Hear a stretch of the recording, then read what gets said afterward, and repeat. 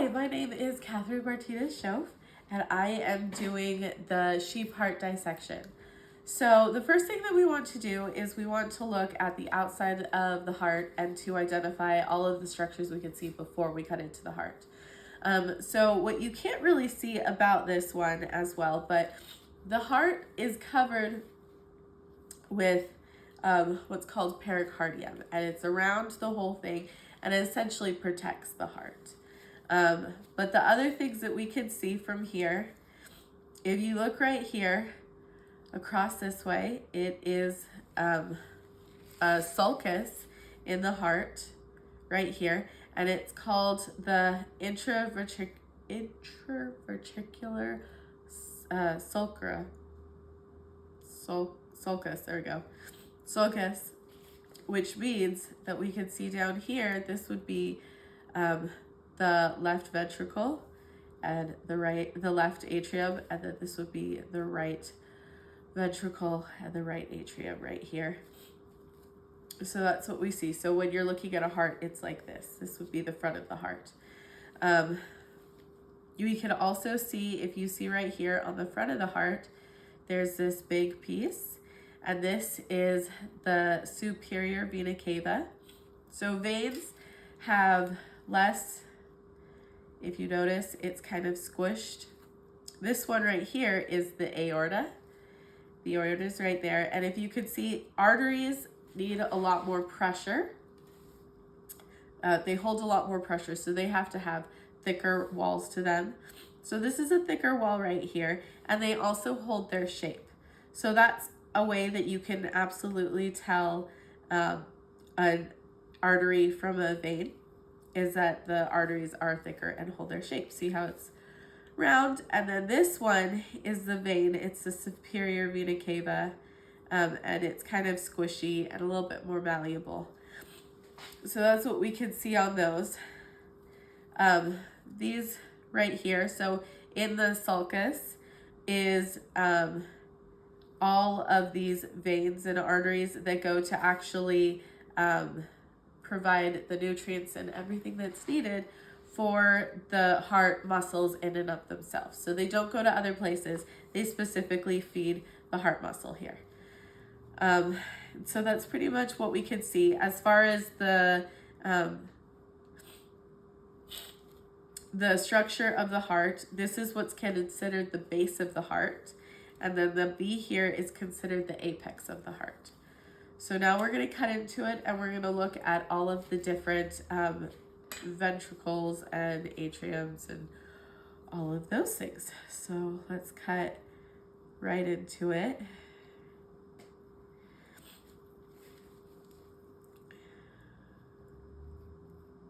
Oops.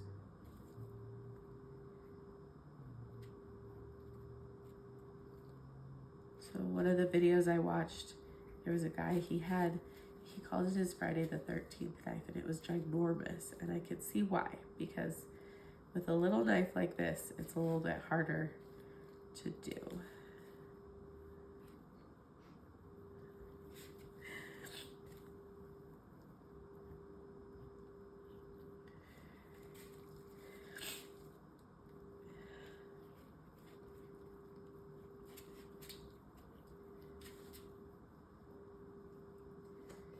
So we're just gonna make a sagittal section of it. Let's see if I can get all the way in here.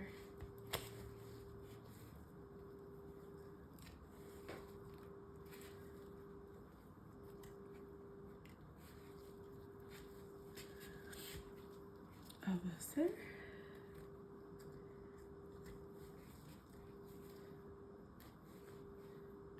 Okay. So this is the inside of the heart right here. And I'm actually going to use this one. So if you notice, there is this thick muscle right here. And that's actually how you can tell that it's a ventricle. It's much thicker here around all of there. A couple things I want to show before we get into everything else. There are these holes here, if you can see, there's a couple right here and a couple right here.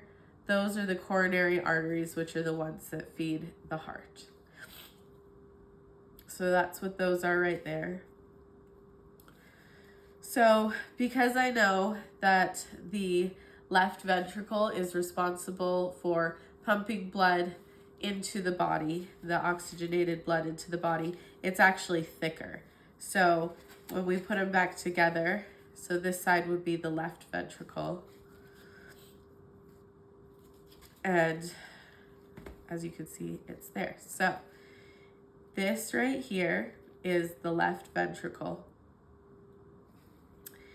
And it has a valve, which I think I've cut on this side. Let me see on this side. Yep, so there's a valve. You can't quite see it anymore, but the valve right here is the mitral valve or the bicuspid valve.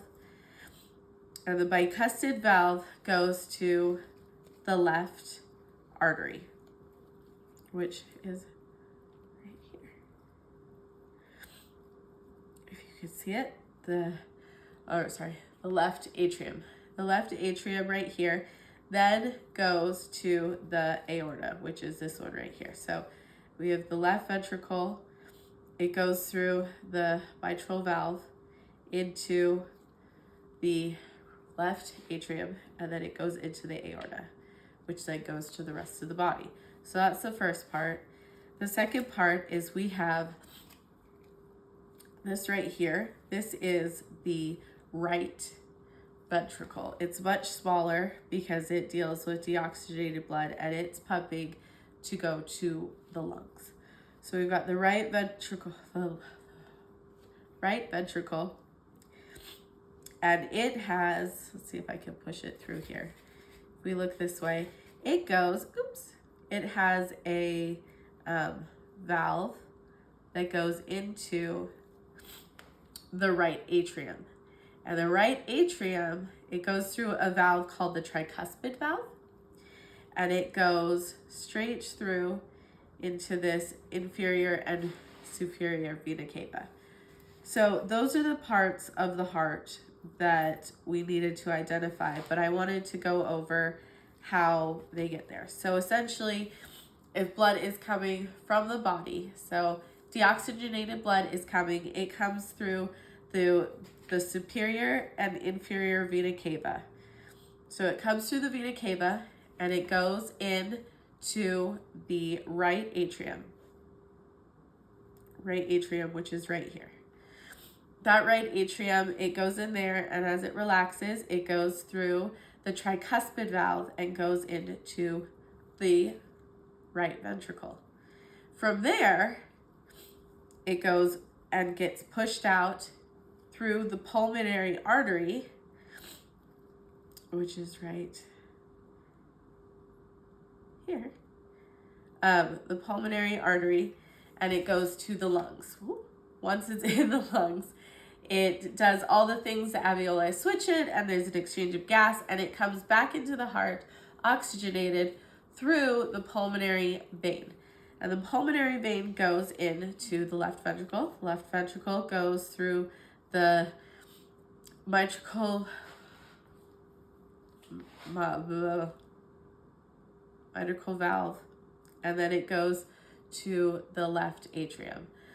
From the left atrium, it'll go through the aorta to the rest of the body. So that is essentially the heart. And that is how it goes through the body. And I believe that is everything.